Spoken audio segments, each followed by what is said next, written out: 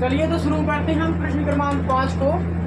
इसमें आपको दिया गया है, प्रश्न को पढ़ते हैं एक बार ध्यान से, सभी लोग पढ़ेंगे ध्यान से प्रश्न को और हम पढ़ते जाते हैं, आप लोग मिलाइएगा।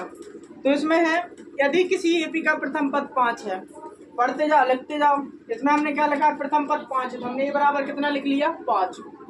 अंतिम पद कितना है 45 है, तो हमने मान लिया कि उसमें n पद हैं तो n बराबर कितना हो गया आपका 45 45 और योग कितना है 400। तो हमने सभी पदों का योग कितना मान लिया 400। पदों की संख्या और सार्वधान्तर ज्ञात कीजिए। पदों की संख्या n का मान ज्ञात करना है और सार्वधान्तर d का मान ज्ञात करना है, ठीक है। और आज फिर से इस रोशनी के लिए थोड़ा सा डिस्टर्ब कर रही है, शायद कल इसकी व्यवस्था कर दें क्योंकि ध्यान नहीं रहता है इसको उठाने का, जब वीडियो बनाने लगते उसी टाइम पे आती है। तो चलिए मैनेज करते हैं इसको। तो हम देखेंगे सबसे पहले, मैंने पहले भी बता चुका हूँ कि जो दिया है बस उसी का मान लेके चलना है। यहाँ पे आपको n पद दिया है और n पदों का योग दिया है, तो आप सबसे पहले n पद का सूत्र लगाएंगे। हम देखेंगे तब यहाँ a n बराबर होगा a plus n minus 1 d, ठीक है। रख देते हैं मान कितना है 45, a का मान कितना है 5, n माइनस 1 का मान कितना है, ऐसे ही रहने दो इसको। d का मान कितना है, d का भी नहीं है पता तो इसको भी ऐसे रखेंगे। और यहाँ पे नहीं लिख रहा है हम बीच में, यहाँ से लिख दे रहे हैं, ठीक है। तो देखिए 45 को इस तरफ लाएंगे कितना हो जाएगा 45 माइनस 5 को लाएंगे इस तरफ, बराबर में क्या बचा आपका n माइनस 1 इंटू में d। इसको घटा दीजिए कितना बचेगा 40 बराबर में n माइनस 1 इंटू में d। तो अभी हम इसको ऐसे ही लिख दे रहे हैं समीकरण 1। देखते हैं समीकरण 2 बनाने पे इसका क्या सॉल्यूशन निकलता है। तो समीकरण 2 कहाँ से बनेगा आपका, समीकरण 1 बना an से, समीकरण 2 बनेगा कहाँ से sn से। तो 2 जने लिख भी बैठ गई हैं।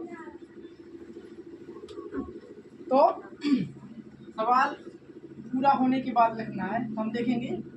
तथा एसएन का सूत्र बताओ मोनिका, एसएन जल्दी बताओ। n बटे 2 2a n plus 1 n minus 1, ठीक है, प्लस नहीं है।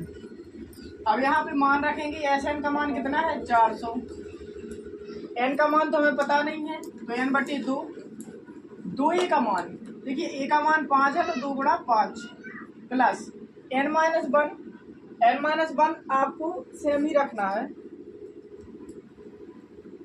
n माइनस 1 इंटू में d।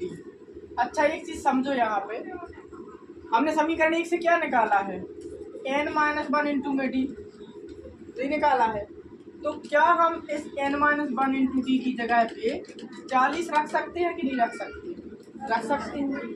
तो हम यहाँ पे n माइनस डी की जगह पे हम क्या लिखेंगे, सीधा 40 इस पूरे की जगह पे। ये कहाँ से आया आपका समीकरण 1 से, ठीक है, वो भी लिख दिया।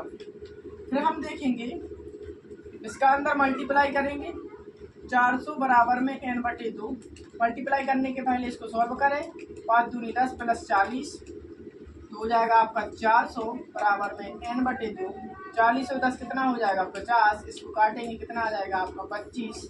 और हमें चाहिए किसका मान, n का मान, ये 25 गुणा से कहाँ आ जाएगा डायरेक्ट आपका बटे में, बराबर में कितना है n।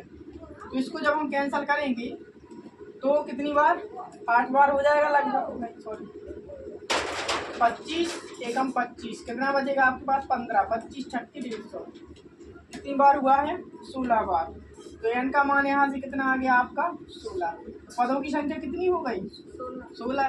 तो ये तो उत्तर आपका ये आ गया। अब बचा आपका क्या, d का मान निकालना है। तो ये निकलेगा आपका समीकरण 1 से।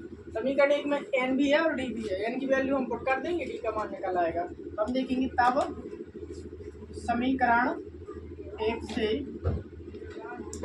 40 बराबर n माइनस 1 इंटू में d, तो 40 बराबर n का मान कितना रखना है हमें 16 माइनस 1 इंटू में d।